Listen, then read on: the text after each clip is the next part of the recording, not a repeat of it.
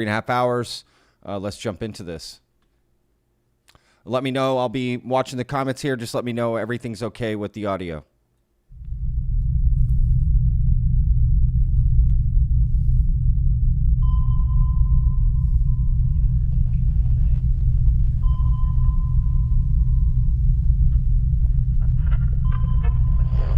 Flying disc has been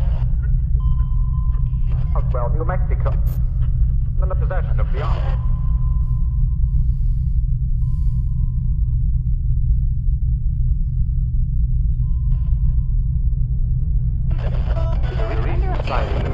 In no way connected with any secret department of the United States. The Air Force, called before a congressional committee, said it was hiding nothing. We have not been hiding anything. The sighting has been kept in the unidentified category. We've been perfectly willing to say that, too. The Air Force is simply treating the American people like children. They don't trust them with the facts. It was not anything from this earth.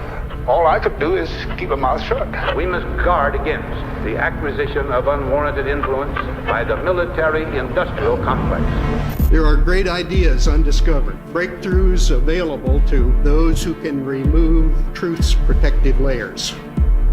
Yes, there have been ET visitation, there have been crashed craft, and there is some group of people somewhere that have this knowledge. Now, the vehicle that you just described, how similar was it to the very first sighting that you had back in 1951? Quite similar. It was about basically the same planform vehicle. They were a double saucer, lenticular. I occasionally think how quickly our differences worldwide would vanish if we were facing an alien threat from outside this world. And yet, I ask you, is not an alien force already among us? The U.S. Navy has finally acknowledged that videos appearing to show UFOs flying through the air are real. We have nothing that goes that fast and just starts climbing at will. There's footage and records of objects in the skies that we don't know exactly what they are. We can't explain how they moved, their trajectory. They did not have an easily explainable path. Would you ever open up Roswell and let us know what's really going on there? So many people ask me that question. I won't talk to you about what I know about it, but it's very interesting. President Obama says that there is records of objects in the skies, these unidentified aerial phenomenon, and he says we don't know exactly what they are. What do you think that it is? I would ask him again. Thank you. Apparently the military have hundreds of these encounters, but most of the time they keep it to themselves.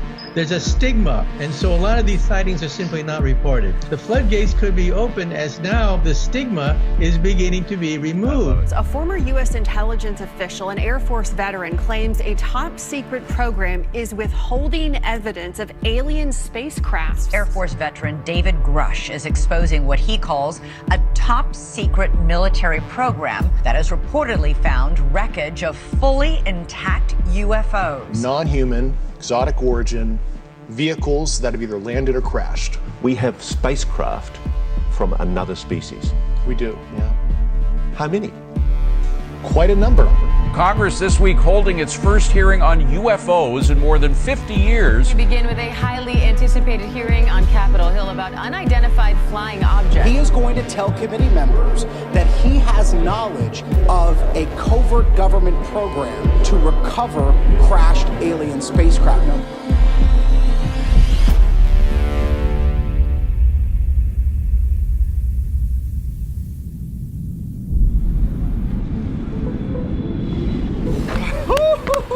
Wow, so long in the making, bro. So long in the making. All right,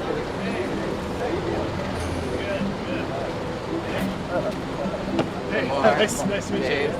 Nice to meet you. Yeah. Let's do it. You travel light, man. I do. I roll my clothes. Fine, then. Yeah, having to put a tie on and a suit jacket, it's not all of that is in the bag?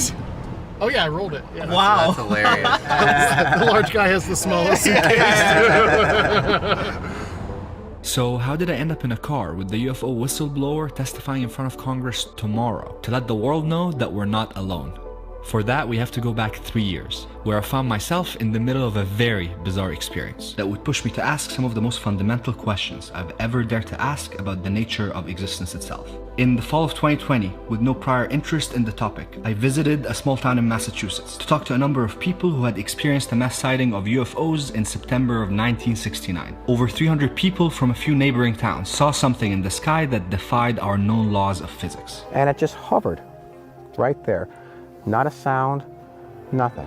But even more bizarre than that, dozens of children went missing that night and claimed to have ended up on board of a craft. And then the only thing I can remember after that was being levitated over on the street. I had never felt more of an unsettling disconnection between my intuition and rationale. On one hand, I felt an overwhelming sense of empathy towards these sincere humans who opened up to me about their traumatic events. And on the other hand, those events had no place in my construct of reality. Was I being lied to by dozens of people who had nothing to gain from this besides humiliation and judgment? Or is what I consider to be reality missing something? In the months that followed, I started gradually researching the phenomenon. I watched hundreds of witness testimonies from civilians and military personnel from all over the world. What really stood out to me was the fact that the majority of witnesses described similar details about what they experienced while unaware of each other's stories.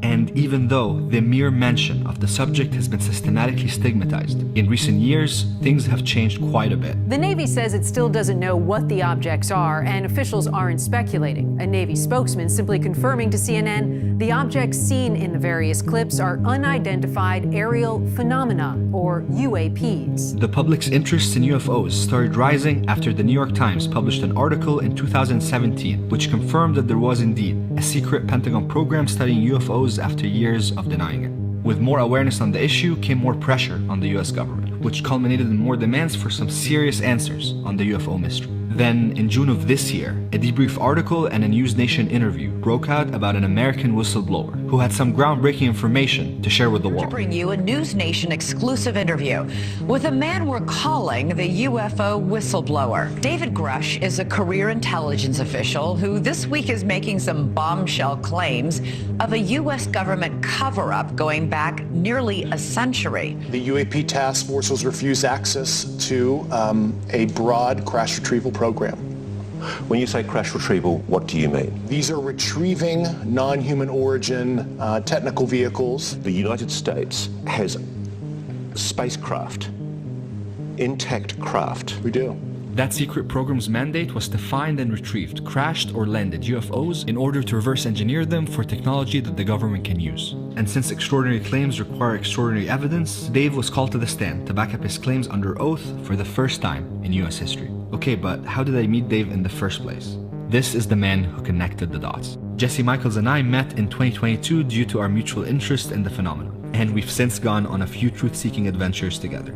He is one of the brightest and most well-read multidisciplinary thinkers I have ever met, and his curiosity on the subject has massively inspired me. Jesse and Dave had connected a year prior to the hearing, and just a few days before it was scheduled in DC, Jesse organized the call to introduce me to Dave, which by the end of it, I was convinced that his story had to be told, and not through the lens of a distorted news cycle, but rather a meaningful exploration of his story and motives as a human. On that same call, I took a shot in the dark and asked Dave if he would let us document his story as the congressional hearing unfolded. And to my complete surprise, he said yes.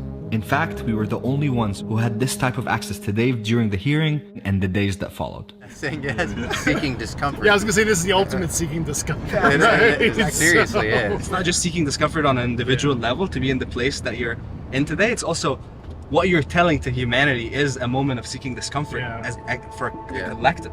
How do you expect this to go? I think there's, the people who have been kind of following the subject for years, I think it might be a little bit of a letdown because I can't necessarily say everything I know. It's like, and I'm working on trying to get more things cleared for the hearing. Like still. Literally, as I'm working, I'm talking to the DoD security office, like as I was getting off the plane, like, please get something approved by 10 a.m. Because I wanted to be able to provide more detail. There's like a certain thing where it's like, shouldn't it be the president saying this stuff? Like, I don't want to be the purveyor of disclosure because I don't have all the data. Yeah. I'm not in that leadership position, and I'm just trying to, use a public pressure to kind of, to get the executive branch to make a decision on what to release. Yeah. Did all the checks I could possibly do, within my, kind of official capacity. Realized it was real, and then kind of during that investigation, I had a lot of pushback that was very unfortunate, reprisals against me and stuff, and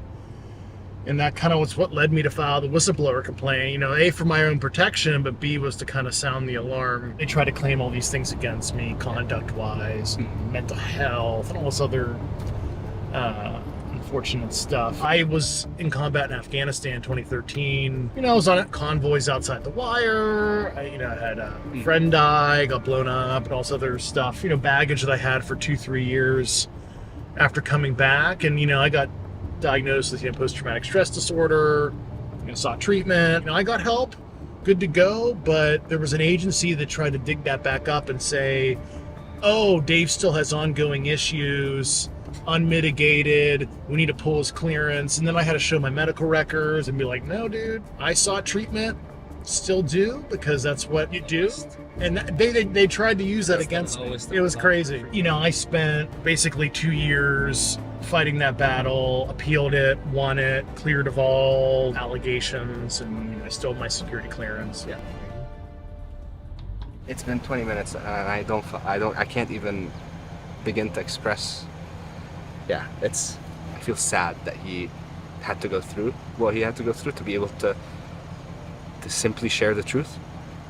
And for someone who's served the country and for that to be used against him, it's weird because it's both an exciting position to be hearing this stuff straight from him, but also very sad to see what he went through to be in the place that he's in today.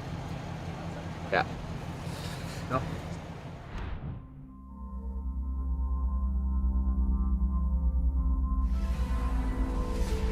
Hi, I'm Diane Macedo. We begin with a highly anticipated hearing on Capitol Hill about unidentified flying objects, or UFOs. 3 men who previously served in the military are set to speak publicly about what they saw in the sky and heard behind closed doors. It is the day of the hearing. We've got people waiting in line for us, which means that we'll just go swap with them and be able to go into the hearing.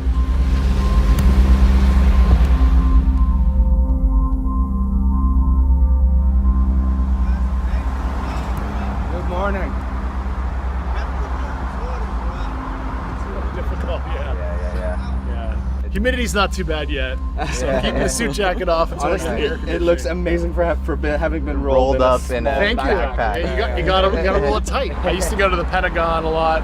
I'd bring a sweat rag with me in the summer. I'd when I enter the Pentagon, I'm wiping my sweat off. So yeah.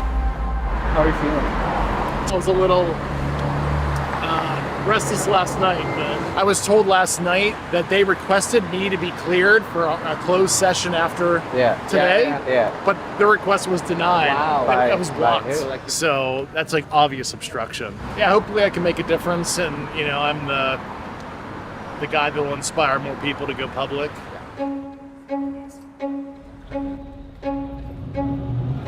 He's in. I just can't imagine the amount of pressure he's under right now. Coming out to say something that people in this government and other governments have wanted to be silenced for the past 70 to 80 years. Right now we're gonna go take our position in line because they're gonna open in about an hour, so. He is going to tell committee members that he has knowledge through his work of a covert government program to recover crashed alien spacecraft. Under penalty of perjury before Congress, those are the allegations that this whistleblower, David Grusch, is going to make right through these doors right here.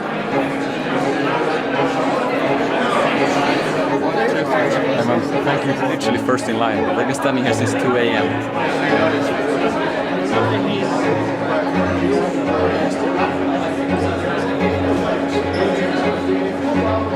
1 minute away from going into what could potentially be a pivotal moment for humanity.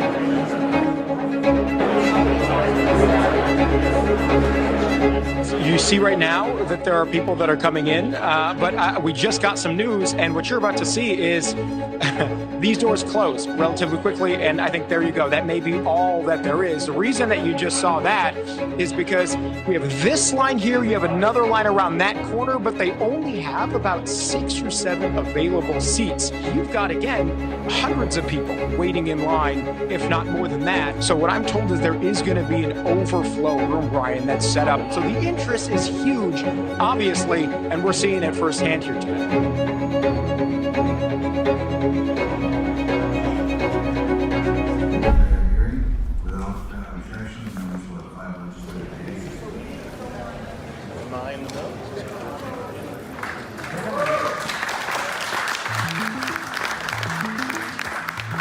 The subcommittee hearing on unidentified anomalous phenomena, or UAPs, will come to order. The UFO is emerging as a major topic of global importance. Do you solemnly swear or affirm that the testimony you are about to give is the truth, the whole truth, and nothing but the truth?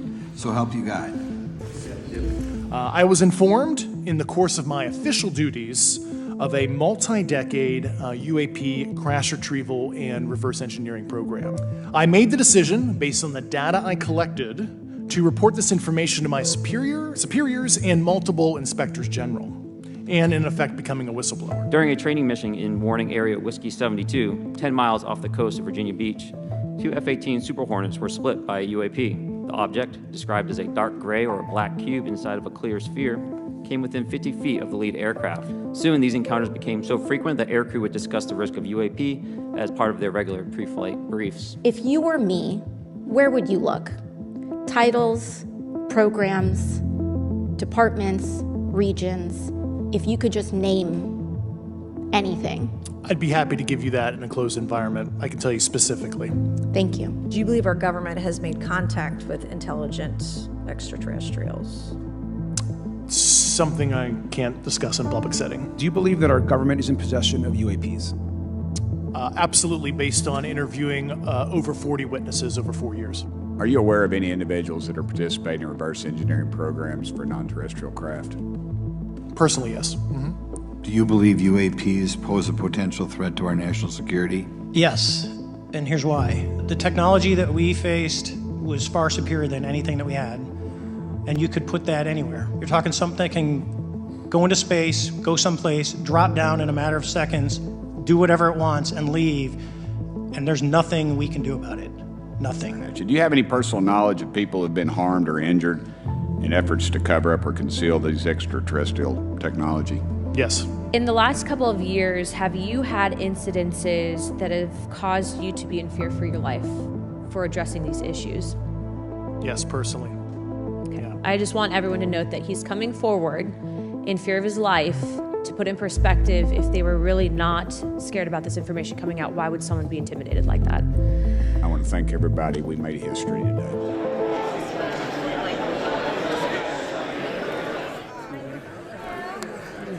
I have no baseline with knowing if this went well or not, but in my perspective, there was a lot of repetition. A lot of the questions were just alluding to things that were already mentioned in public before. I wish there was a lot more attention on Dave and Dave's story. Why is this case so significant? Like if you could put it like into a sentence, like why is this here?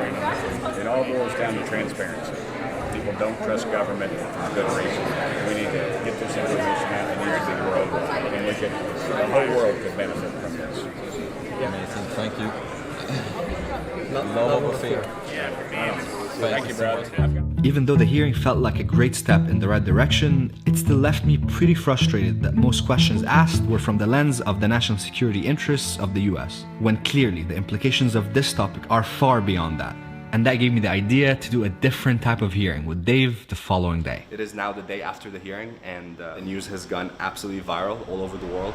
David Grusch. David Grusch. David Grusch. David Grusch. Der Major David Grusch. قال ديفيد جروش. شهادة القائد السابق في جهاز الاستخبارات ديفيد جراش. Aerial Phenomenon นะคะก็คือเป็นปรากฏการณ์ที่ทางด้านของเดวิดกรัช När den blir David Grusch dör. David Grusch riskerar fängelse om han skulle dömas för. Congresso sobre OVNIs. David Grusch. Es un ex oficial de inteligencia и это он se llama David Grusch. Technologie позаземские. Один Грэша или Груша даже. Пусть будет мистер Груш. Il faut dire que Grusch a l'air très sérieux, il est vétéran de l'armée de l'air. 好来看到这3位军官表示，空军退役少校格鲁什还爆料。一番驚いたのはこの真ん中です。元空軍の情報将校。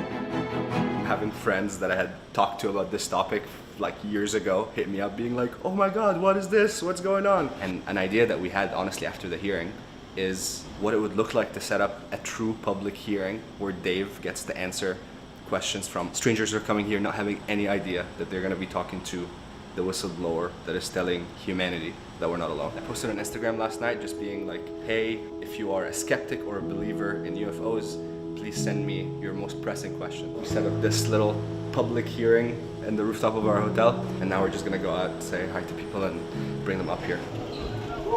Going just for a bar? Hi guys, nice to meet you. Hi. Nice to meet you. Hi, how are you? Good. Alright guys, we're going to Antarctica all together. And The ASM is the only group of people that will show up to something they have absolutely no idea. But I promise it's gonna be worth it. I still can't say much until we get up there.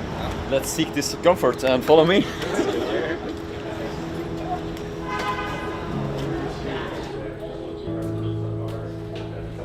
I'm an actor too. Good morning. Good morning. Hey, how are you? I can. Perfect. We're all set up. We're all set up. Oh, cool. Public hearing. Public hearing number 2.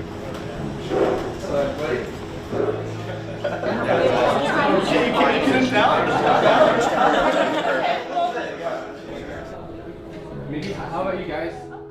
This group is a pretty even split between skeptics and believers, and we want both perspectives to be represented here in the questions that you asked. So this is a true public hearing for everyone.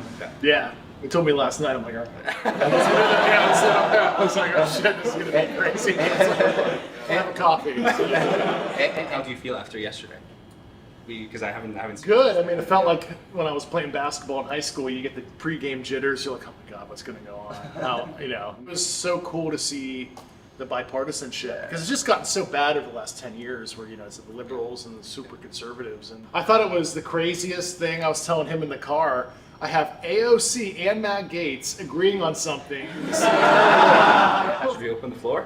Yeah. Open the floor.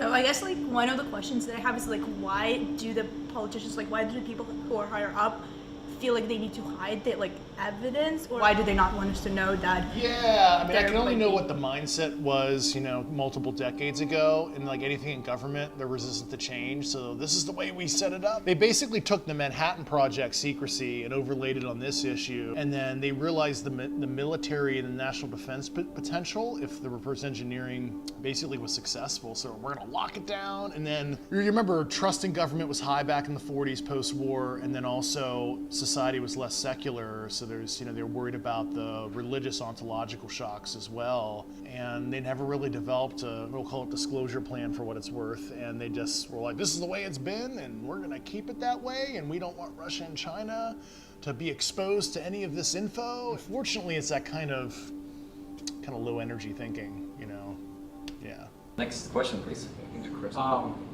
So continuing from what you were saying, are we safe as a human species? Because I might have watched too many movies.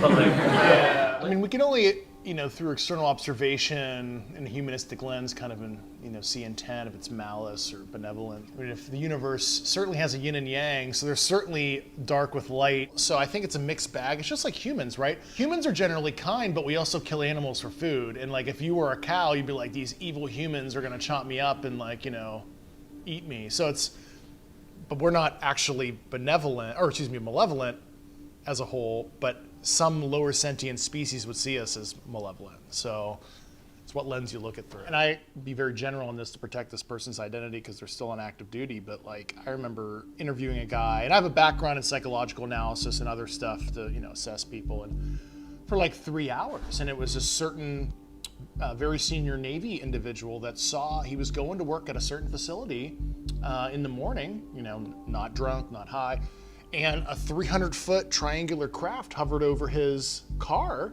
for a couple minutes, and he couldn't even process what he was seeing. But then he took pictures of his car after the incident, and all the zenith upper-facing decks of his car got hit with ionizing radiation, ultraviolet, because the paint became milky. His headlights they were totally clear. His car was perfect before the incident. And I'm like, holy crap, you have physical artifacts.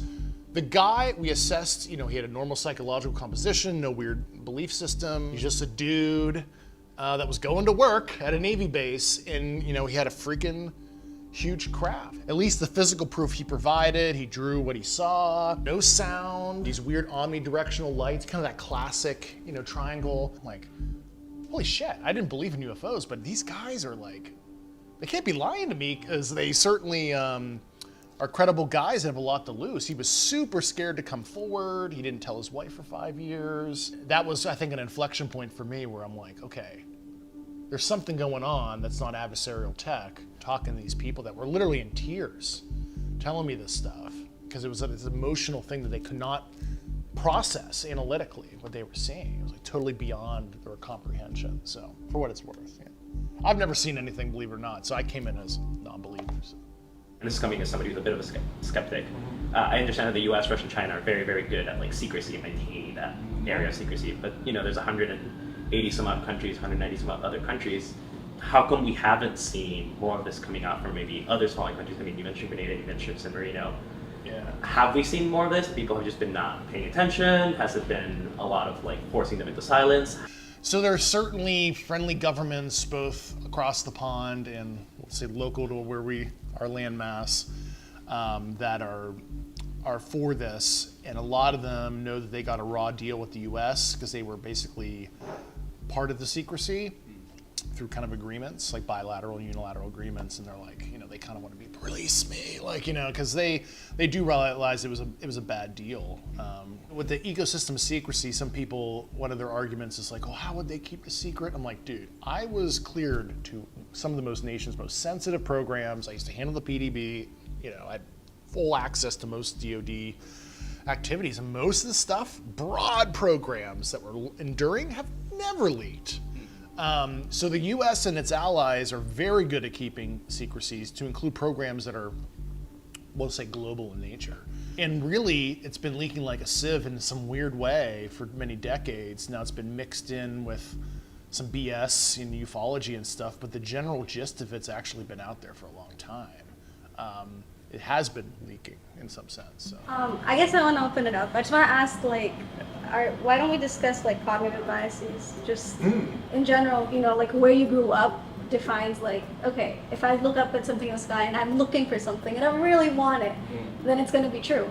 Or maybe it's the fact that as a child you saw aliens that were green and they had antennas, and so I don't know. I guess I'm just wondering why we're coming to conclusions about it existing. Oh yeah. Because I'm skeptical, I guess. I think maybe it's fabricated to an extent based on our beliefs. Yeah, it's like manifesting your own reality based on your... No, I totally get that, even some of the metaphysics. And I was super careful with confirmation bias and all that. And I came in skeptical that there's the Fermi paradox, because Enrico Fermi was famously where are they overtly landing on the White House lawn kind of thing. But because we have tangible physical evidence, at least the US government does, there is a there on their existence, but what are they for actually, like we talked about, it's if they do exhibit bilateral symmetry and they're bipedal and everything, that's wow, what is the chance in biologically for them to develop in a similar way than us?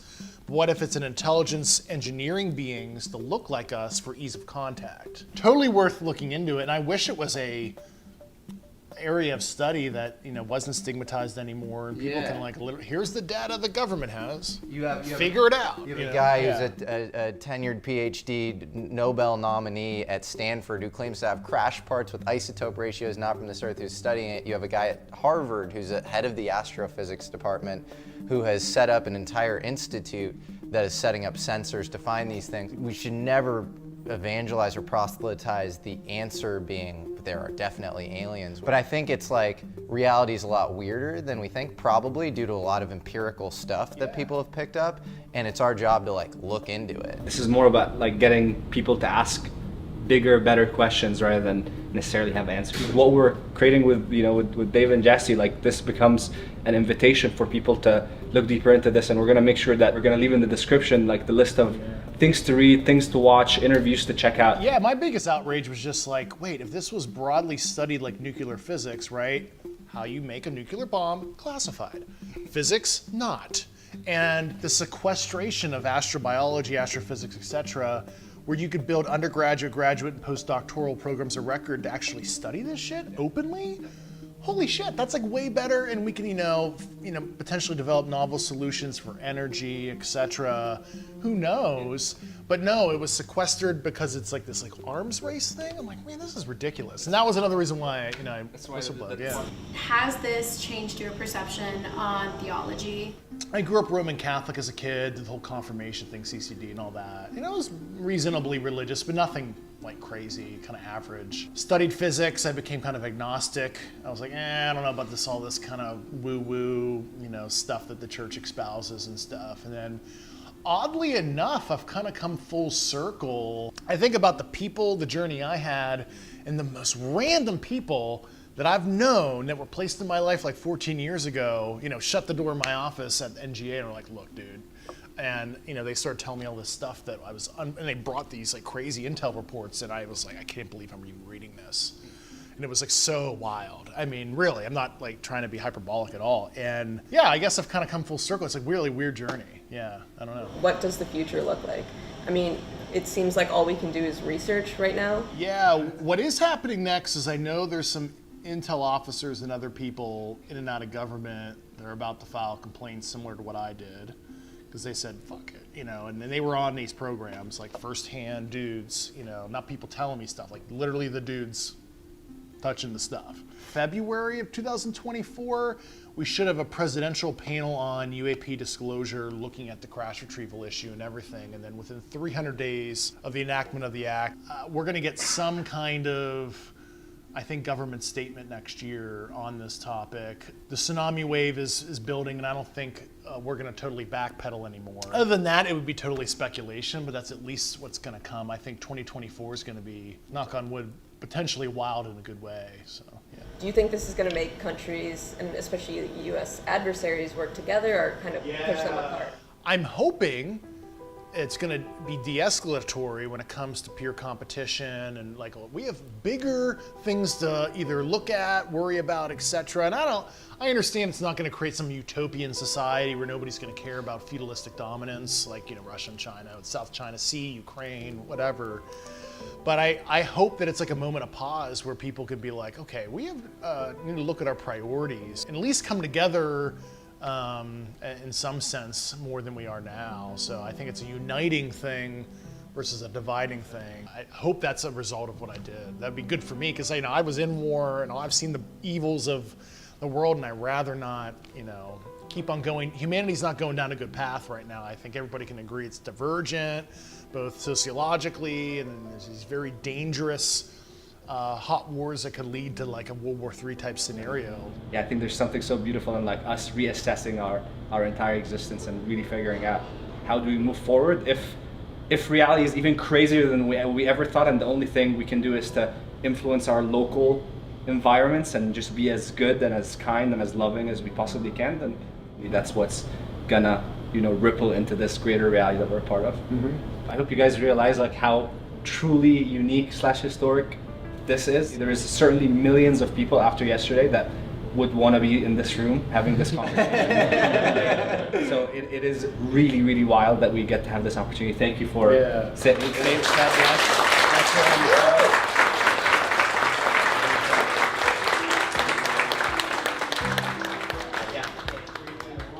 Somebody say alien!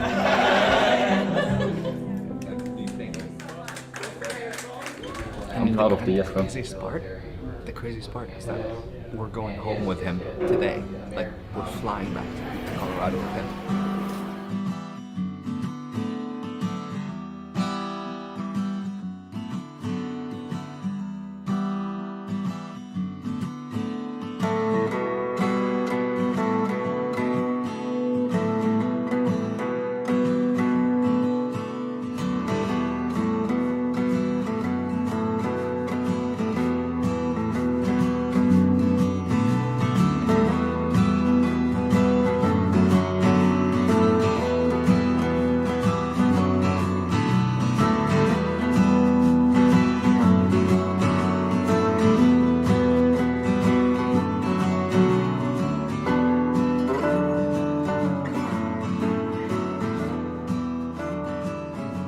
now we're about to go to Dave's house. Everyone is trying to do their best to be as sensitive and caring about the topic as much as possible. As he said the other day, he would rather not to do this and rather want someone else to do it, but he feels that he have to do it, and he have all my respect.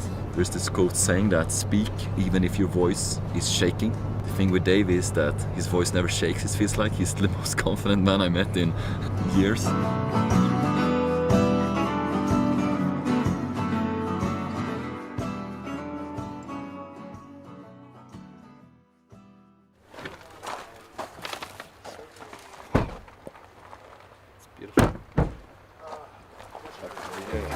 Yeah.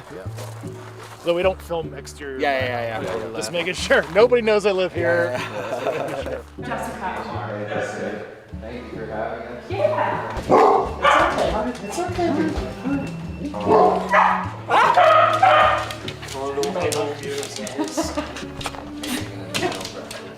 Yeah, man. Space I love these security old segments. and defense program.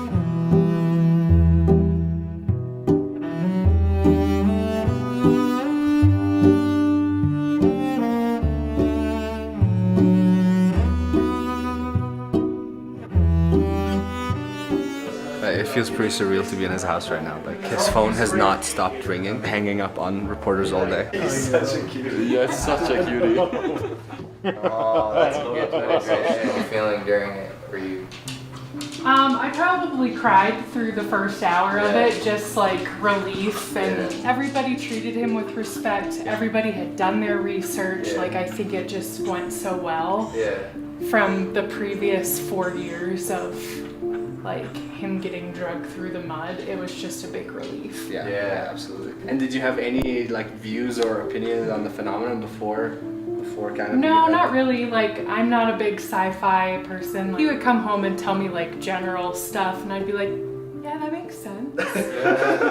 Yeah, there's probably aliens. Like, that makes sense. And I was like, I think Dave is like inspiring people beyond this subject. He dares to speak about something, gives the opportunity to other people to speak about something. Yeah. He's enabling other people to speak their truth.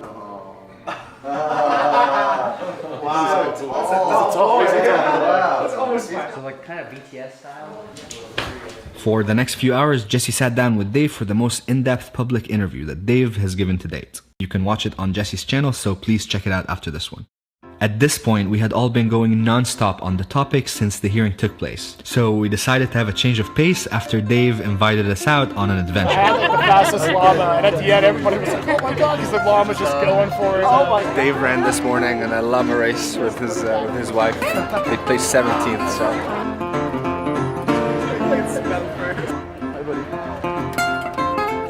Colorado tradition. I'm holding on for America.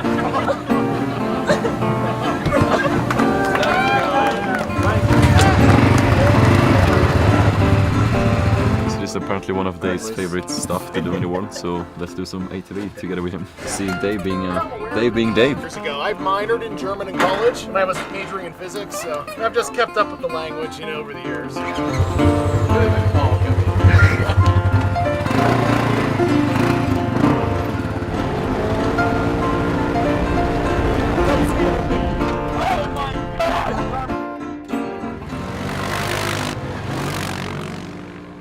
And before we said goodbye to Dave, we went on one last hike to get some answers to some of our biggest unanswered questions. Why did you decide to do this with us? Well, I was watching your episodes, and I liked their vibe. A friend of mine 2 years ago was like, "Hey, you ever watch Yes Theory?" And I have a decent subscription. You touch the younger demographic. It's uplifting. You bring in cultures, you're uniting cultures and everything. And I thought that's great because as somebody who's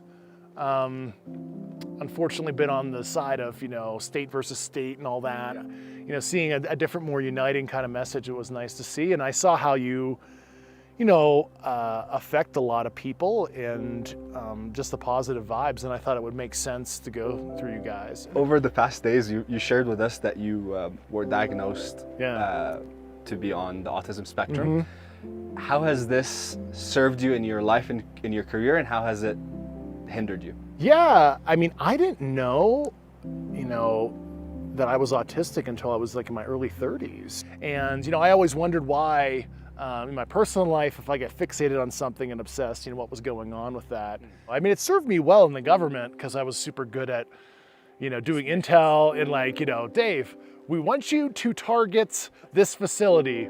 Okay, you have 6 months, figure out everything, and of course I do, and it's, that was very good, but I think, yeah, it obviously causes me to be very detail oriented. I want to always tell the truth. But your instinct is just to say it as it is. I have to, I have no filter. What would you tell a normal person who is processing all this? Would you give any advice? Or if you could give an advice to a normal person watching, what would you tell that person? Yeah, I mean, I empathize with kind of the shocking nature. It it's a weird thing to enter your worldview, right? It's holy crap. But think about it, we're just revealing another aspect of nature. It's just another discovery, splitting the atom, or the fact that, the solar system is heliocentric and the Earth's not in the center. So the humankind, we're not the apex of sentience potentially, and there's, other life out there, whether you believe in God or not, it paints, nature paints with a broad brush.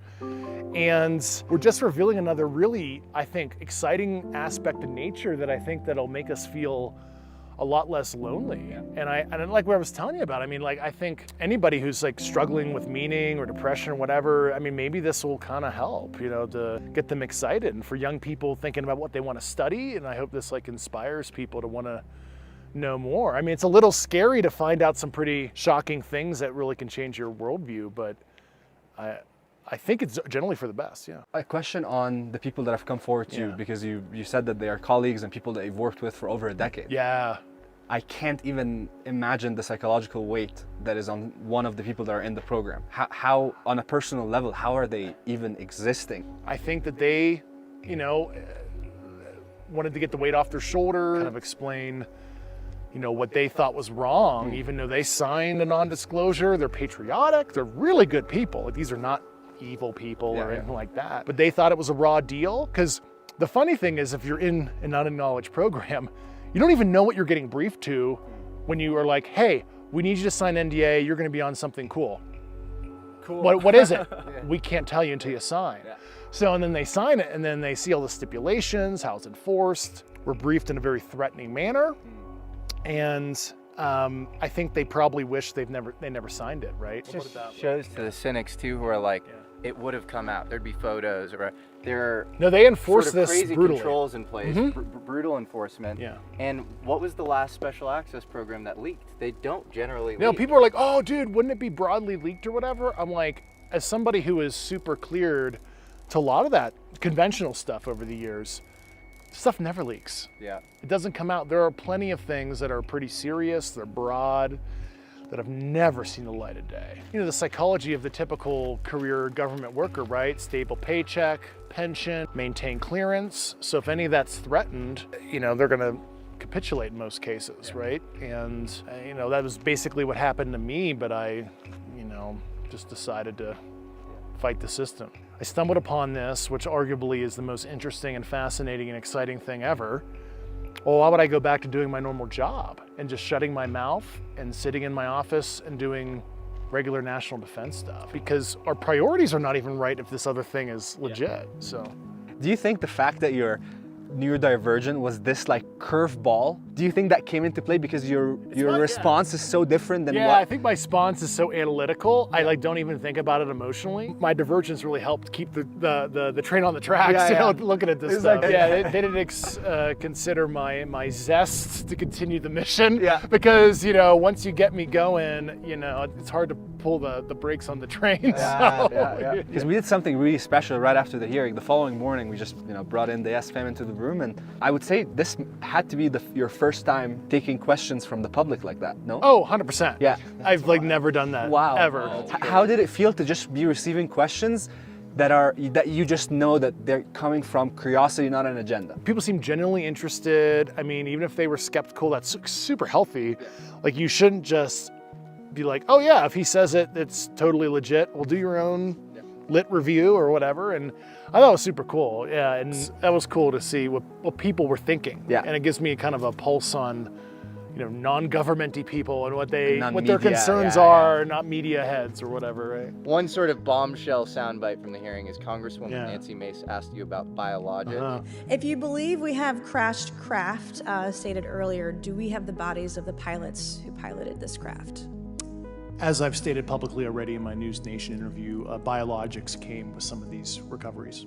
Yeah, I mean, it is a mind-blowing side of it, right? It's a little easy to imagine, an artifact or whatever, but when you start talking about, the biological side of it, it really throws you for a loop psychologically. It did for me, and I talked to the people that were on that aspect of the program, if you will, and I mean, it comes with the territory. I mean, buckle up, I guess. It's a thing. Were they alive? Were they dead? I don't want to get into specifics. Okay. Yeah, I know a lot of that stuff. Out of curiosity, why are you allowed to say that NHI pilots came out of the craft, but you can't go more into that's all I detail? put in the pre-publication stuff that got approved. I mean, got it. I could go back and ask for more. Any specific knowledge I garnered when I was on the other side of the door, if I want to talk about that publicly, everybody who has had a job like I have has to submit it to a thing called DOPSR at the Pentagon, DoD Pre-Publication and Security Review. Even if it's about this stuff. Like, I know that sounds insane, but like, you literally have to say, like, this is what I want to talk about. Why do you think they approved it? Catch-22. So they'd have to self-identify and highlight their concerns to redact. So the office who would propose a redaction, say it's a 3-letter agency or whatever, so they would have to self-acknowledge.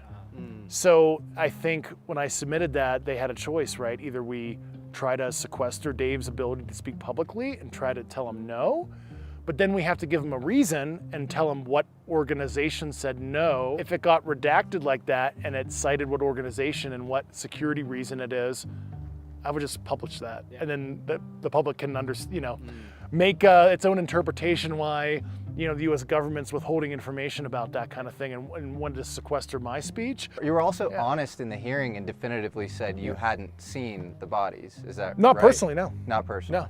So it's just people who, very high trust, you had sort of, a lot of intersection with career-wise with them. But they have. The people that I interviewed have, and they were some of the people that were interviewed by the Inspector General, because that was the thing is like, people were like, oh, hearsay, whatever. Okay, I understand, secondhand. I literally brought the people firsthand to the authorities.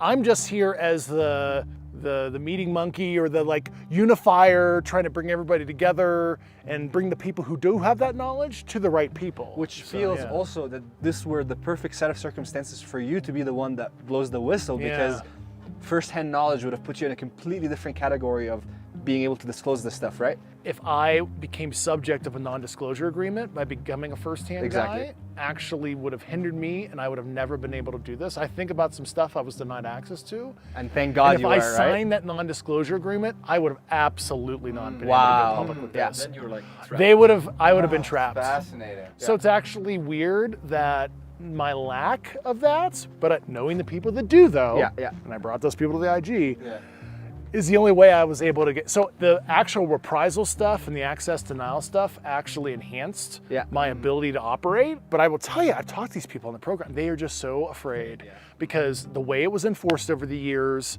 the threatening nature of some of their indoctrinations where they're like, this is treason, you're going to Leavenworth if you ever tell anybody not in the program. And oh, by the way, what's the penalty for treason? Oh, right, execution, right? Did you ever at any point try to suss out whether you were being lied to? Because all of these people are coming from the same programs, and so presumably there's some level of coordination between them. So how do you kind of get through and just make sure that they're not meeting in some back room saying, you say this to Dave, I'll say this to Dave.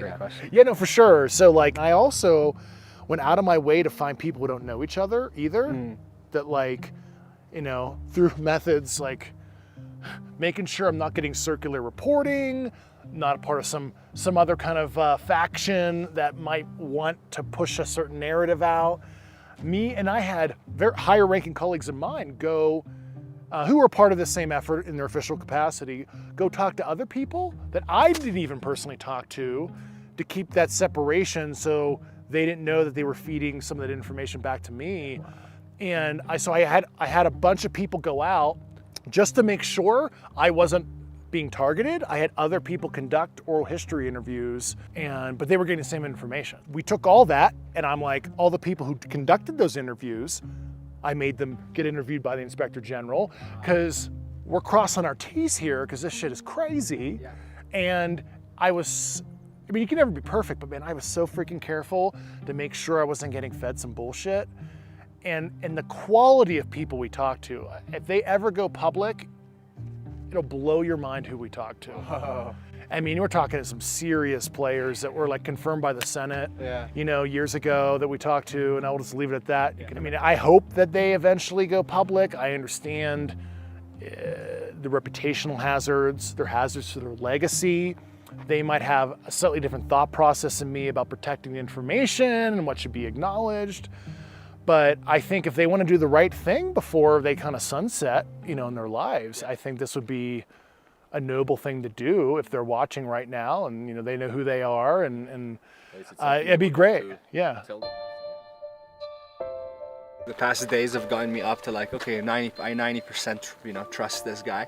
This was like taking the 90 to 100. To be able to see that part and see his eyes light up in certain things that he talked about, that ultimately to me, that's my compass in my life. It's not about someone giving me a set of information that I believe in or not, but it's a certain feeling that I get from another human, and that's where this journey started. Following curiosity of, me meeting Melanie, who was in our Berkshire story, who really, I felt such strong empathy towards her, and being able to experience the same thing with Dave that I experienced with her just gives me that much more confirmation that this is a path that we're meant to be on, that we want to be on.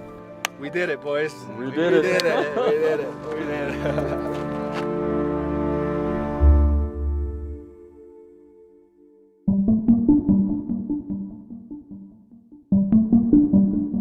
One of the most prominent and credible characters in the UFO world today is Dr. Gary Nolan, a name that you heard here a couple of times already. Gary Nolan has publicly stated, he had weird stuff with the phenomenon as a kid. And this is a Nobel nominee, world-class cancer researcher, tenured professor at Stanford, extremely intelligent guy. And, he espouses look, I had a personal connection with the phenomenon. There is a lot to be impressed by in regards to Dr. Nolan's accomplishments. He is an inventor, immunologist, a professor at Stanford University, a Nobel Prize nominee, and the list goes on and on. In my opinion though, what I find most impressive about Dr. Nolan is his courage to be outspoken on his beliefs on the UFO phenomenon and his personal experience with it. Jesse connected the dots once again, and Dr. Nolan agreed to meet us at his lab at the Stanford School of Medicine. This was developed by one of my postdocs, Mike Angelo, who's now a professor here. It actually reads metals. It's in a vacuum. That's an ion gun. Yeah, I was putting them in. Yeah, there it is. And then you start shooting ions. I searched along the cell boundary inside. I'm so dumb right now. Hello. Seeing some UFO pieces. Yeah. But yeah, we can pull that out again and maybe towards the end. Has discussing the topic and going deeper into the research affected your career negatively in any way? I'm sure a little bit. I know that there are people who've said, oh, Gary, what's he doing? But first of all, I don't care. But even before I got involved with UFOs, I had plenty of ideas that everybody said, well, that's not going to work. Yeah. Or why are you doing that? And it's like, I know it's going to work. Because people pushed you back on wanting to start companies earlier on in your career, right? They said you're an assistant professor, you shouldn't be starting a company. Why? I mean, if you let other people define your life and what the questions you can ask, stop. Amen. Right? Wow. So just go for it. No one else is going to do it. If you have a burning desire to do it and you're going to let the people stop it, imagine other people who don't have your confidence, who are also being stopped.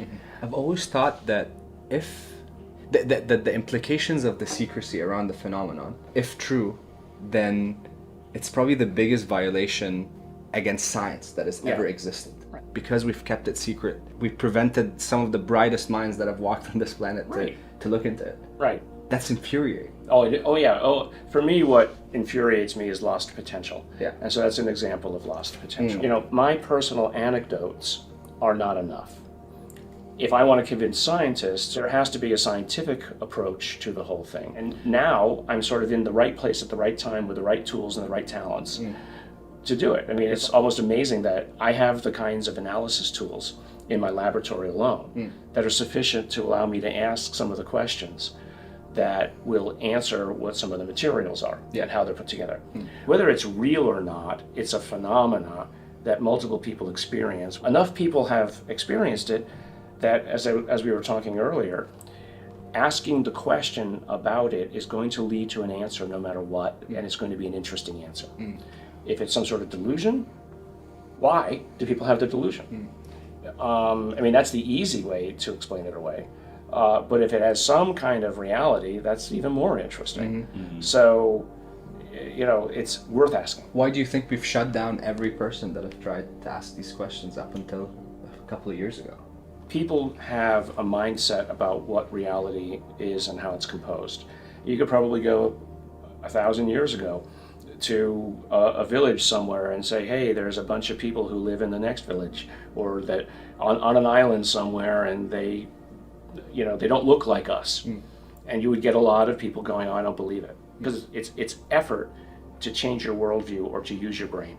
And so I think that's just sort of, it's built into our psyche to be inherently conservative.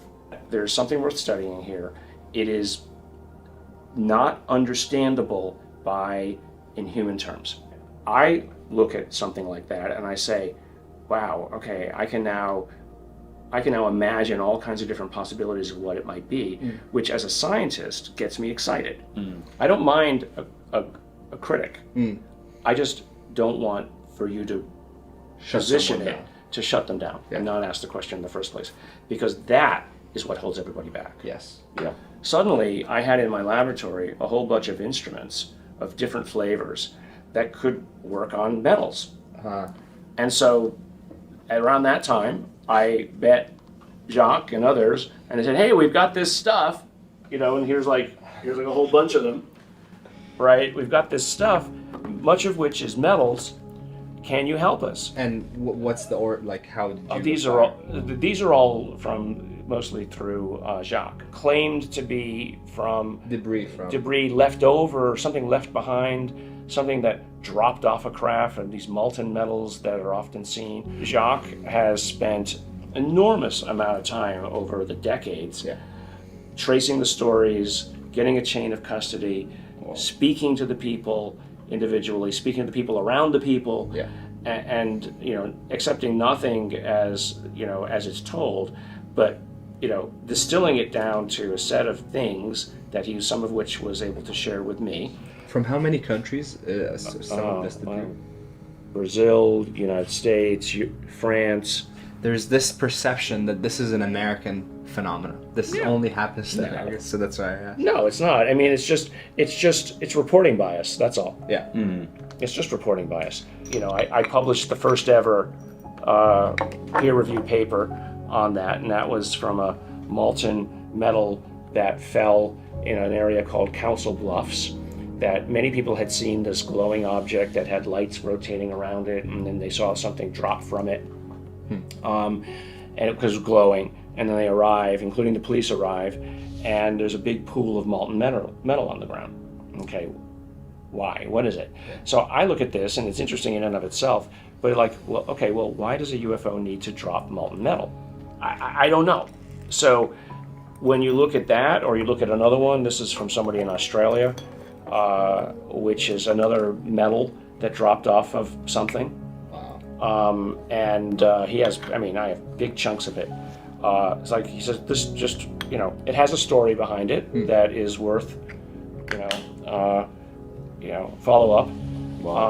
And so, okay, well, that's not the same as that. Yeah. Okay. Variety. So, and there's another one that I've got, which is from here in California. And so here you have 3 or 4 different things that appear to drop something. They have a good story behind them. And so what's the similarities? What's the difference? What is it? I don't know yet. And again, I'm not going to say this proves anything. Yeah. I'm just going to say, here's the range of things that people have, and here's the stories that go look in the appendices about what the details of the story, and here's what they're made of. What's the most interesting data right now that you found? Looked at certain isotopes in the material and found that one of them had natural magnesium ratio and the other had magnesium ratios that were so far off Earth normal. But the only way you could interpret them, frankly, is that they were engineered. Or they were part of an industrial process that resulted in them. Because there's no reason to do it. I mean, right now we just use the mix. We use whatever we dig out of the ground, and it's got 80%, 9, and 11, let's say, of the 3 different isotopes, and the percentages adding up to 100. And we use it. But it turns out that actually physicists and chemists are starting to realize that there are subtle differences that can be used to accomplish electronic goals down at the atomic level that the general mix doesn't do. People have done sort of like elemental and some isotopic analysis of these things, but I'm going to go to the next level. I'm going to get the atomic positions of things in a volume to show how the atoms are organized. So you're basically developing the instrumentation now to be able to even go deeper. Yeah. Well, there's instrumentation available that I'll use to do this, but I'm tweaking it in a way that will make it even better. For a closing question, if you have a message to the world at this very interesting moment that we're living, as we're seeking discomfort and realizing that we might not be alone, we've never been alone. Well, I think that, I mean, if seeking discomfort is the catchphrase of the moment, realize on the other side of discomfort is pleasure. And if pleasure is information, and for most people like me it is, then this is probably the most pleasurable moment ever. That we will realize that we're not alone, that there's others, and to me it's actually a hopeful moment. Yeah. Because if we're living on the edge of disaster and apocalypse, and just look at the zeitgeist of the moment in the movies. Every other movie or television show is about an apocalypse, and I'm tired of them. Here you have a civilization that has made it past that inflection point. And they're here, perhaps, if anything, only to show us that you can do it too. How's that? Beautiful. Amazing. That's what a great... Amazing, yeah. I can't believe what I just held in my hand. Me too.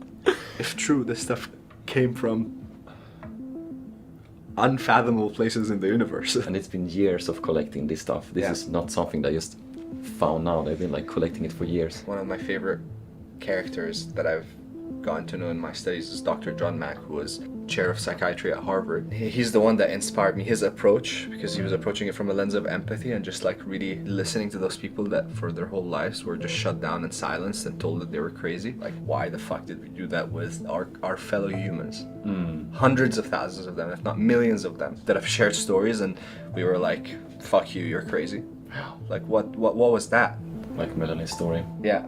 I want to figure out what that is first before I try and like ask the bigger questions. Almost stories have the power to change the world, and we just wanted to tell a story that is true to us, a story that represents this, the inner journey of what I personally went through over the last 3 years, since I've it's been such a big part of my life that I never got to share. Especially with Melanie, like there was always. Melanie is the one that I connected with on a personal level the most, and there was always just, I've been in touch with her over the past 3 years and we text back and forth, but she's the one that I was most curious about because she's the one that spoke about what happened to her the least. It wasn't a part of her, like it didn't become a part of her story. That's why I think there's so much more to dig at, like, I just saw this comment from the video 2020, someone saying, I went into this fully expecting to laugh and probably roll my eyes a good bit. Now I'm sitting here with chills, too scared of my new perception of reality to go to bed.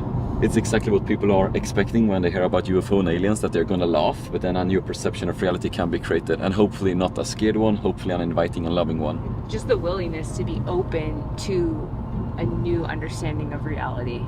Like, we could be so closed off because we want to protect the world we've been conditioned by and the bubble we've created. Yeah, if anything, I hope that people watching this will watch this with an open mind, that it's maybe possible that I can expand the way I see this.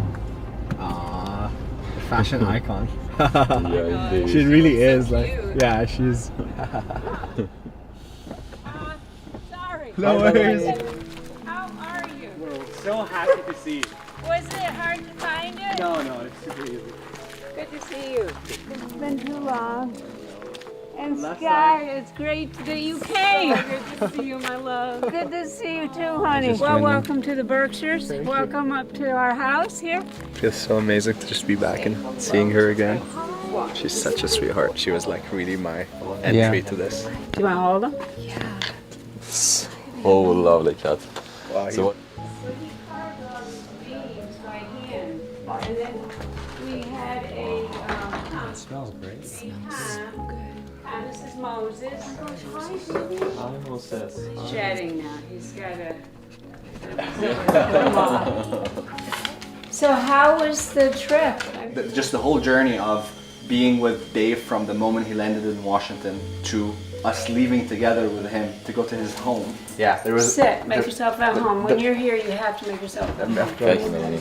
I could tell you how much I respected him because I could tell that there was a fear in him, but at the same time, he wasn't having it. He was, I'm going to tell this.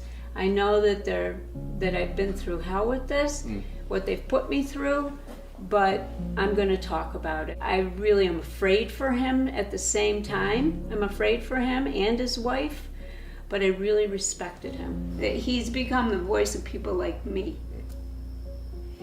You get it? Yeah, absolutely. Wow.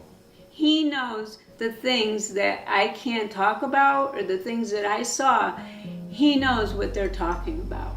He's protecting someone like me that doesn't have a voice. I was beaten down as a child. It happened my whole life, but I was so beaten down as a child. So someone like him that comes forward and speaks to it, speaks about it, he's my hero.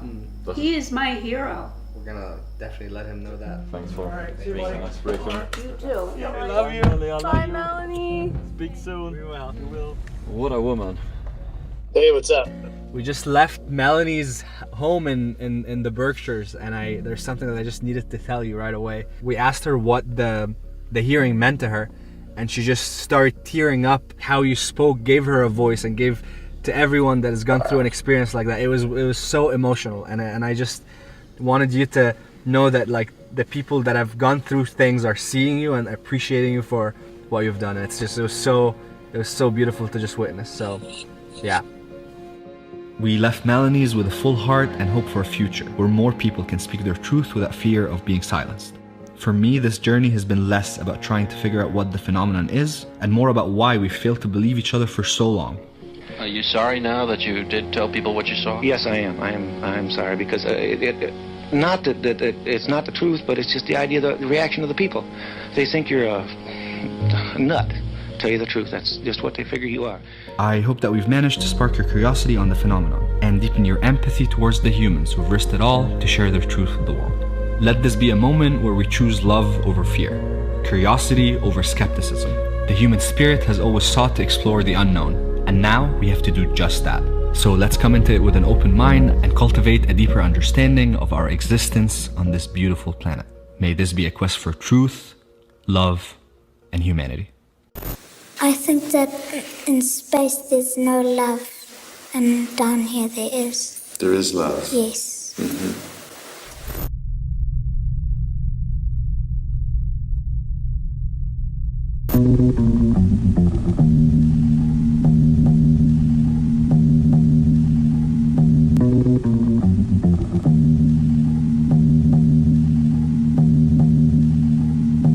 Extraterrestrial, metaphysical being, here to wake your world and smoke all of your vegetables. Whether you like it or not, I am an intruder on your right to.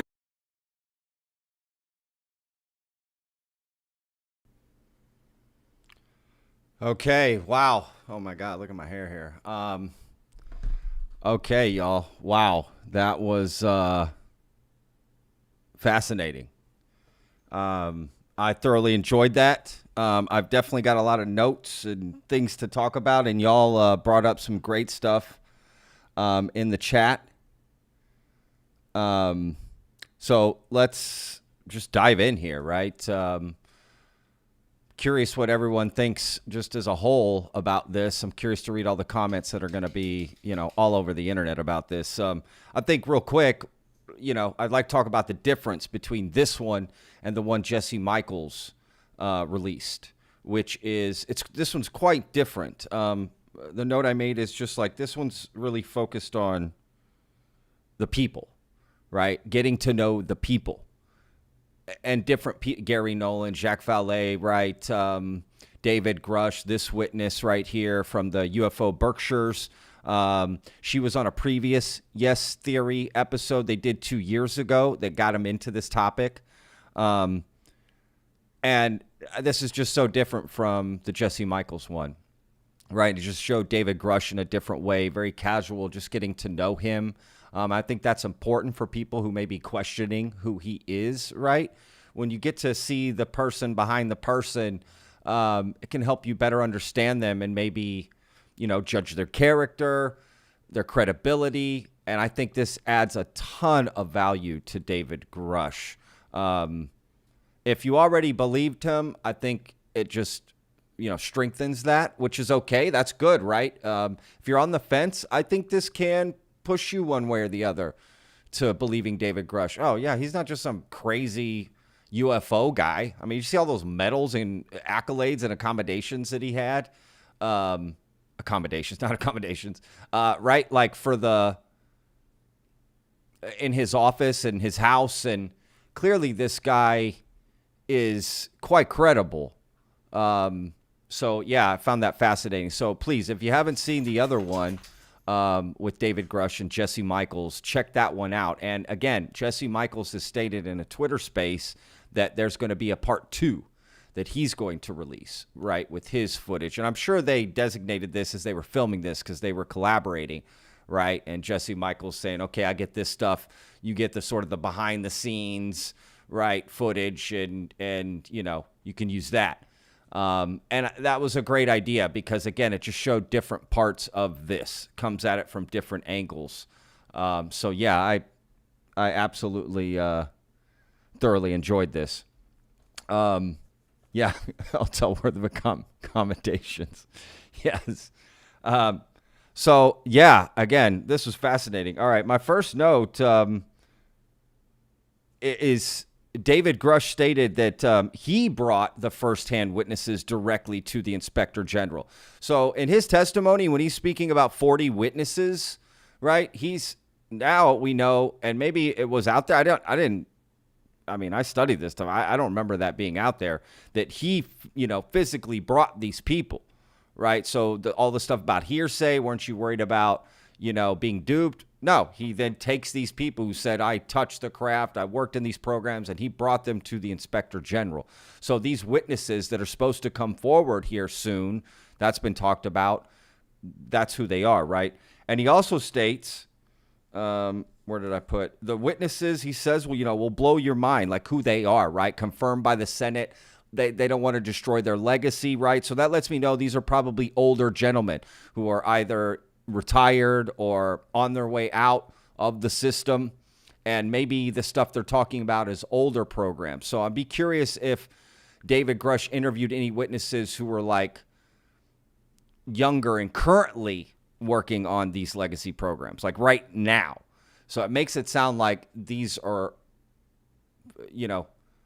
witness to things that maybe happened before, 20, 30, 40 years ago. Which, who cares, right? Either way, I found that fascinating. All right, let me make sure all right, yeah, I just got so many notes here. One question I thought was interesting is why they didn't talk to Jeremy Corbell and George Knapp. Why didn't they interview them for these videos, right? That's quite fascinating. And Charles McCullough, the attorney for David Grusch. That one I understand, but Jeremy Corbell and George Knapp, quite curious why they wouldn't want to be a part of this. Or maybe they weren't asked, or I don't know.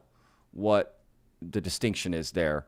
They're not shown at all, right? Just in the hearing stuff but not on camera. And I did see, I just found that interesting, so I don't know. What do you guys think about that? Let's talk a little bit about some of the comments that y'all have made about the NDAs. I think that is interesting. So it would be interesting to know who has been prosecuted and sent to prison for violating an NDA if it comes to UAP or UFO. But to be honest, why wouldn't they hide that? Maybe another whistleblower. And there have been many whistleblowers who have gone to jail, right? But, an NDA, a government NDA, that would be interesting to know, actually.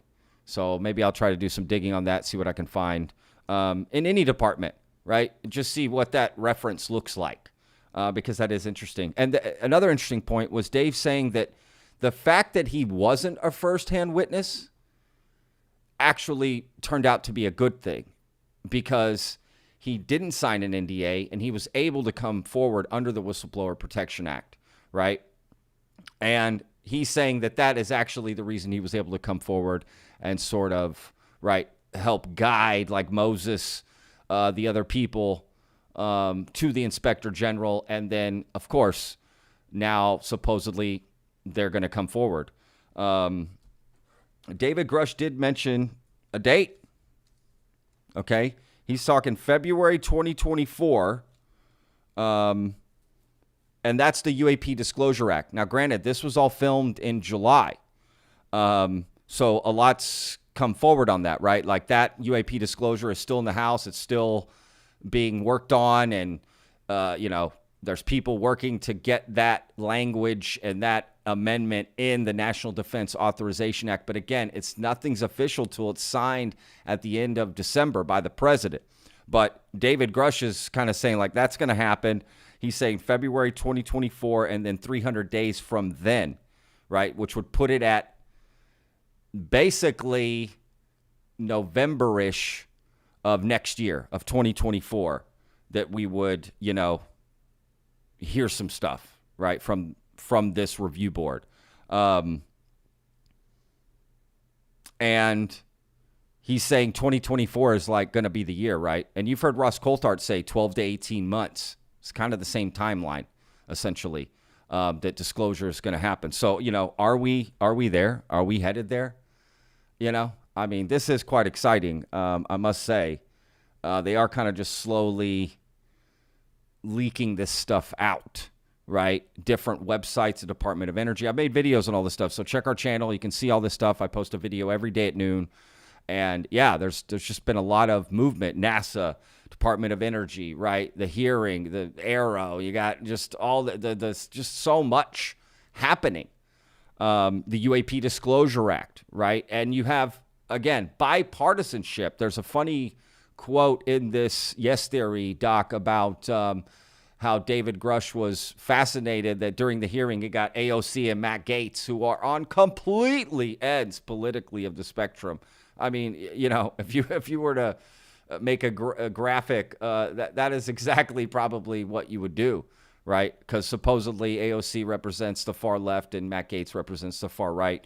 But the bipartisanship on this movement is quite fascinating, right? I honestly think of another subject where this is happening. I can't think of one. So that's fascinating to me. And, David Grusch also mentions, like, stuff doesn't leak, man. So the fact that this is leaking, it's because people think it's important, right? We have so many programs that do not leak ever. So, that's interesting. That is interesting. There was just a lot of speculation about a lot of this stuff, especially during the Q&A. But let's be real. One story he did bring up that is new that I don't know about is the incident of the Navy officer driving to work, being stopped by a triangular-shaped craft over his car, and then parts of his car, he's got physical evidence. The car was not the same after this. right? And David Grusch gets access to this, right? I think it's just one example of things that he saw, testimony and just physical evidence, right? He could share with us, right? So is that in the Dopser that's been brought up? I don't know.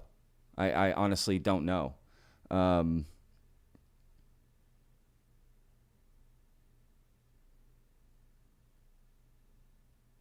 Mary's saying, glad Jeremy Corbell wasn't in it. He's in everything. Yeah, he put some people off. Yeah, I totally. But I'm just curious why they wouldn't use him, right? If he was a part of making this happen. Just found that curious. And yeah, I just, that's very curious to me. All right, I may have lost my train of thought there. I apologize. Let's see here. Just a couple things like that were interesting about the video, like the music budget. They used like an actual song, which getting the rights and using that in a YouTube video can demonetize you, or you can pay for the rights, and that's a lot. So not sure what they did there. Now, granted, it was like a musical cover of it, but still. So they put a lot of effort and time into this. Also, the assets they used. I mean, clearly they took a long time to make this documentary, and choosing what to show from behind the scenes, what David Grusch said, right? I would imagine that was a big part of why it got delayed earlier today. Just making some last minute changes, making sure it's tight, making sure they don't get David Grusch in trouble, y'all. That's a big deal, right? He needs to be protected, right? And the worst thing that could happen is people trying to help him get him in trouble. So I hope David Grusch in a way had say over, not final edit, but hey, pull that out, pull this, pull that out. I don't know. So anyway, the Q&A was interesting. I think one question that was asked that I thought was interesting was, are we safe? Are we safe? I'll be honest. That's one of the questions I asked when I interviewed Nick Pope, Avi Loeb. Like, it seems scary, right? Should we be worried about that? And David Grusch brought up a great example, which was like cows, right? What do cows think of us? Humans can be benevolent and malevolent, right? It's not like, oh, are humans good, right? If we were to show up to another planet, like, are they friendly? Depends who shows up, right? What country, what culture, right? There's a lot going on there. So why would extraterrestrials or dimensional or whatever it is, right, be any different? And I'll be honest, that's a scary thought, man. That's a scary thought. I've always thought that it'll be something that we just won't see coming. Right? Something bad that could happen that just unintentional, right? A disease, right? Look at what happened in, we're in America here, right? Look what happened for the Americas, right? Disease spread, the mixing of different cultures just because immunity, right? You're not used to it. So, look what COVID did. Whether or not you believe how this much, that, the other, our response to it, right? Look what it did to America. Imagine some space flu hits the earth and we're toast. Again, those are the kind of things I worry about. I don't worry about like a spaceship shooting a laser and blowing us all up like Independence Day. I feel like it would just be something quite trivial, or miscommunication as we're trying to communicate, right? Remember in Arrival where it was like tool and weapon, right? They couldn't figure out. Communication is can be a misinterpreted. That's happened so many times throughout history, and the effects are generally negative, not good. So I think that's a fair question to ask. Are we safe from this? He has mentioned that E.T. has murdered humans, and we've murdered humans to cover it up. So are we any different? It's crazy. So, yeah, that was fascinating to me, for sure.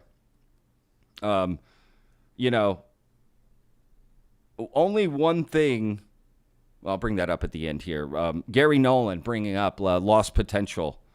That was the biggest point to me that he brought up, because it's so true, right? If we have been hiding this and we haven't been able to work on this as a society, the lost potential, right? And I mean, let's be real. This is just a fascinating subject. Real quick here, guys, let me look at some of these chat here real quick.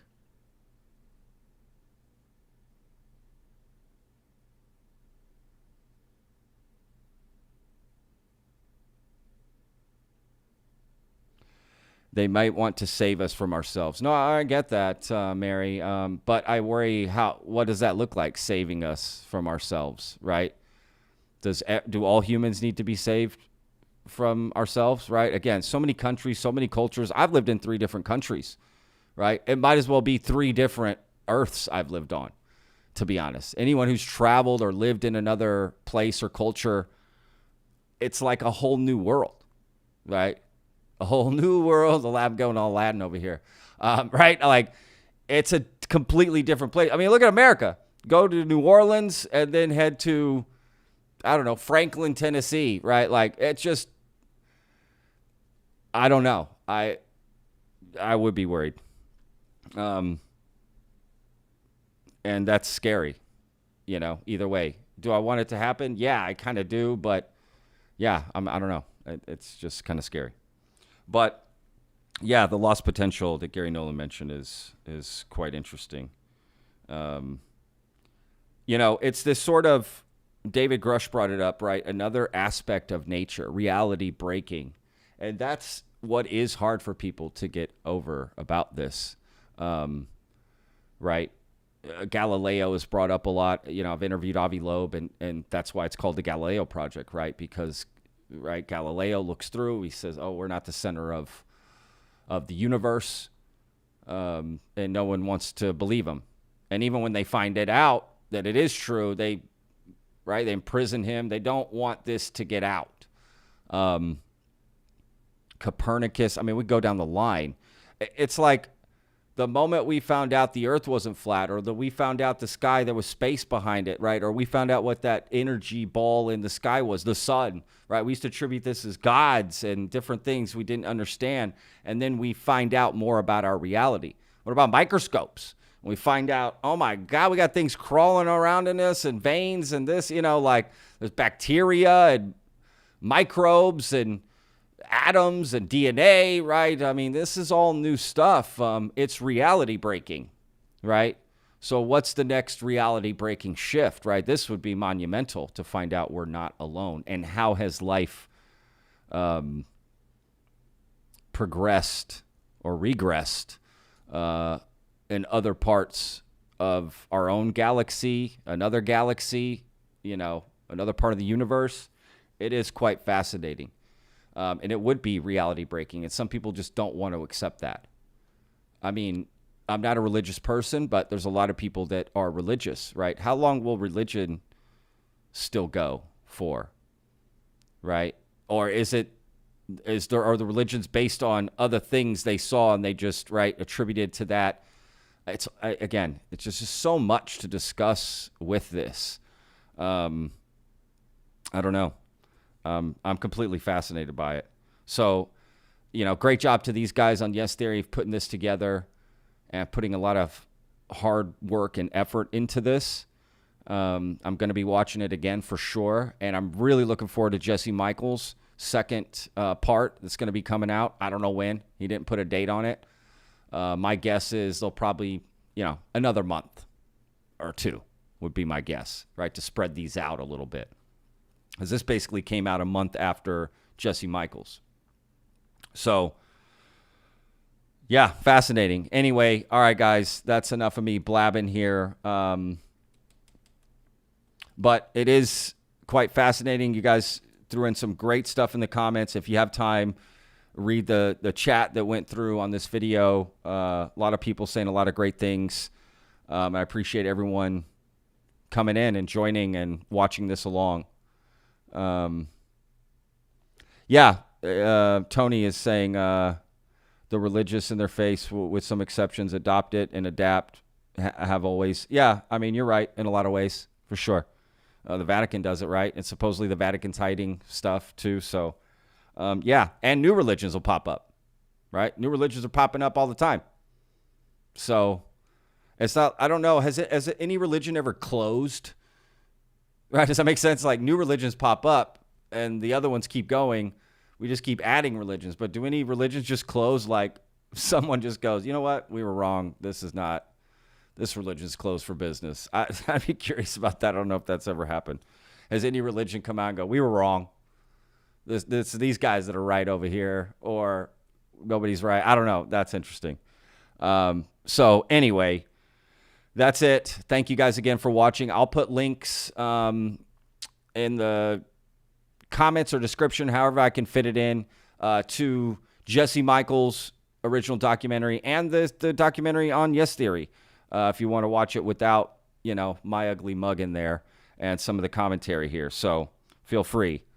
Okay, the last thing I'm going to mention is just a small tidbit. Okay, I'm not saying it's nefarious, but it's interesting. In Jesse Michaels' documentary, he states that he knew, I brought this up in another video actually, he states that he met David Grusch 2 years ago. Okay, a year before Jeremy Corbell and George Knapp ever interacted with him, through a friend in the Air Force that David Grusch served with, that Jesse Michaels knew. And that's how he connected with David Grusch. But in the Yes Theory here at the beginning, he says Jesse Michaels met him a year ago, connected with him a year ago. Right? So am I getting that wrong? Like, he was just saying, well, he connected with them a year ago, but they've known each other longer. I don't know. Is that anything? I'm not saying it is. Okay? I'm just stating what I observed. Not saying there's anything there. Again, I'm a huge fan of David Grusch. I'm so glad that he got shown in this way, and I will continue to support him through this channel and what he's trying to do, and any other whistleblowers that are trying to come forward. Because as Gary Nolan put it, and this is where I'll end it,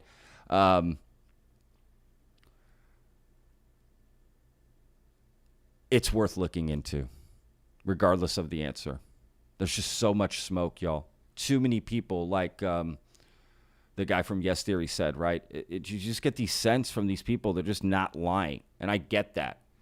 I get that. I've been podcasting for 4 years now. I've interviewed hundreds and hundreds of people on my other channel, Lone Star Plate, and you just get a sense. And before that, I worked in restaurants for a long time. You get to know, you get to read people pretty quickly and see if they're genuine or authentic. And to me, David Grusch is completely authentic, incredible what he's saying. He believes it to be true. Right? And he's just seen things. We still don't know everything he's seen. So I'm really curious for all these firsthand witnesses to come out, evidence, proof that, yes, that will be nice. Let's be real, right? That's going to put it over the top. But I just got this feeling, y'all, inside that we are headed for disclosure. Now, I'm going to save the celebration for actually finding out. For real, 100%, because I don't want to rob myself of that moment of knowing that this is all true. I may think it's true or want it to be true, but I can't say for certain it is yet. Okay? We do just have stories. And we personally, in the public, has not seen anything that's like concrete. Again, you can add it all up, but I don't know. It's just interesting. So, yeah. Curious to hear everyone's comments. Let's see. Tony said, Heaven's Gate makes a comeback. Yeah.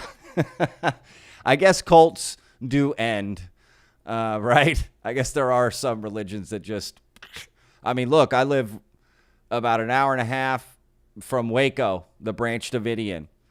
So David Koresh, I don't know how old some of you are, but if you remember that, I clearly do. Every time I pass through Waco on my way to Austin, You can't help but think about it.